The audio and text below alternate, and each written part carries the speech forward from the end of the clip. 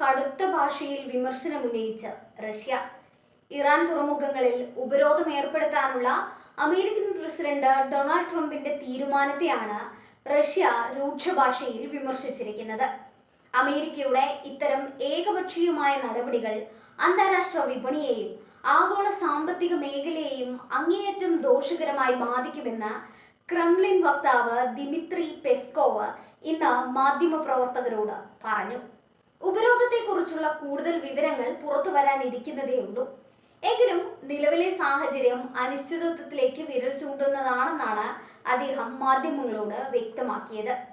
ഇറാന്റെ ആണവ പരിപാടിയുമായി ബന്ധപ്പെട്ട തർക്കങ്ങൾ പരിഹരിക്കുന്നതിനായി ഇറാന്റെ യുറേനിയം ഏറ്റെടുക്കാമെന്ന റഷ്യയുടെ വാഗ്ദാനം ഇന്ന് അദ്ദേഹം വീണ്ടും ആവർത്തിച്ചു.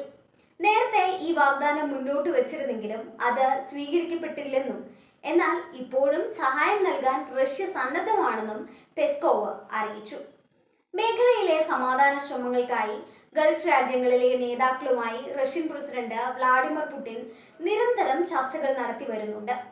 ഈ സംഘർഷം ലഘൂകരിക്കുന്നതിന് മധ്യസ്ഥനായി പ്രവർത്തിക്കാൻ റഷ്യ തയ്യാറാണെന്ന് അദ്ദേഹം അറിയിച്ചിട്ടുണ്ട്. അതേസമയം യുദ്ധം ആരംഭിച്ചതു മുതൽ ഇറാൻ സൈന്യത്തിന് ആവശ്യമായ രഹസ്യാന്വേഷണ വിവരങ്ങൾ റഷ്യ കൈമാറുന്നുണ്ടെന്ന റിപ്പോർട്ടുകളും പുറത്തുവരുന്നുണ്ട്. അമേരിക്കൻ സൈന്യത്തിന്റെ നീക്കങ്ങളെക്കുറിച്ചും യുദ്ധക്കപ്പലുകളെക്കുറിച്ചുമൊക്കെയുള്ള വിവരങ്ങൾ റഷ്യ ഇറാനെ അറിയിക്കുന്നുണ്ടെന്നാണ് അന്താരാഷ്ട്ര മാധ്യമങ്ങൾ റിപ്പോർട്ട് ചെയ്യുന്നത്. ഇതുകൂടാതെ യുക്രൈൻ യുദ്ധത്തിൽ ഉപയോഗിച്ച അത്യാധുനിക ഡ്രോൺ സാങ്കേതിക വിദ്യകളും റഷ്യ ഇറാൻ സൈന്യത്തിന് ലഭ്യമാക്കുന്നുണ്ടെന്നാണ് റിപ്പോർട്ടുകൾ.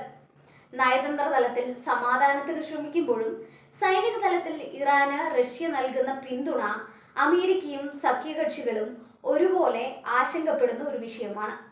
അതേസമയം ഇറാന് സൈനിക സഹായം നൽകിയാൽ ചൈനയ്ക്കും 50% തീരുവ ചുമത്തുമെന്ന് അമേരിക്കൻ പ്രസിഡന്റ് ഡൊണാൾഡ് ട്രംപ് ഭീഷണി മുഴക്കിയിട്ടുണ്ട്. ചൈന ഇറാനെ സഹായിച്ചാൽ അമേരിക്കയിലേക്ക് ഇറക്കുമതി ചെയ്യുന്ന ചൈനയുടെ ഉൽപ്പന്നങ്ങൾക്ക് അമ്പരപ്പിക്കുന്ന പുതിയ തീരുവ ചുമത്തുമെന്നാണ് ഡൊണാൾഡ് ട്രംപ് കഴിഞ്ഞ ദിവസം ഭീഷണിപ്പെടുത്തിയിരിക്കുന്നത്. ഫോക്സ് ന്യൂസിലെ മരിയ ബാർട്ടിറോമോയുമായുള്ള അഭിമുഖത്തിനിടെയാണ് ഇറാനെ പിന്തുണയ്ക്കുകയും സൈനിക ഉപകരണങ്ങൾ അയക്കുകയും ചെയ്താൽ 50% തീരുവ നേരിടാൻ സാധ്യതയുള്ള രാജ്യങ്ങളുടെ പട്ടികയിൽ ചൈന ഉൾപ്പെട്ടിട്ടുണ്ടോ എന്ന് ചോദിച്ചപ്പോഴാണ് ട്രംപ് ഇത്തരമൊരു പരാമർശം ചൈനയ്ക്കെതിരെയും നടത്തിയത്. അതേസമയം ചൈനീസ് നേതാവ് ഷീ ജിൻപിങ്ങുമായി ചർച്ച നടത്താൻ US പ്രതിനിധി സംഘം അടുത്ത മാസം ബീജിംഗ് സന്ദർശിക്കും എന്നാണ് റിപ്പോർട്ടുകൾ. ഇറാനുമായുള്ള യുദ്ധം കാരണം നേരത്തെ നടക്കേണ്ടിയിരുന്ന ഉച്ചകോടിയും മാറ്റിവെച്ചിരുന്നു. അതിനിടെ ഇറാനുമായുള്ള നയതന്ത്ര ചർച്ചകൾ തീരുമാനമാകാത്തതോടെ ഹോർമുസ് കടലിടുക്ക് തടയാൻ US പ്രസിഡന്റ് ഡൊണാൾഡ് ട്രംപ് കഴിഞ്ഞ ദിവസം US നാവികസേനയോട് ഉത്തരവിട്ടിരുന്നു. ഇത് ഈ മേഖലയിൽ പുതിയ പ്രതിസന്ധി സൃഷ്ടിച്ചിരിക്കുകയാണ്.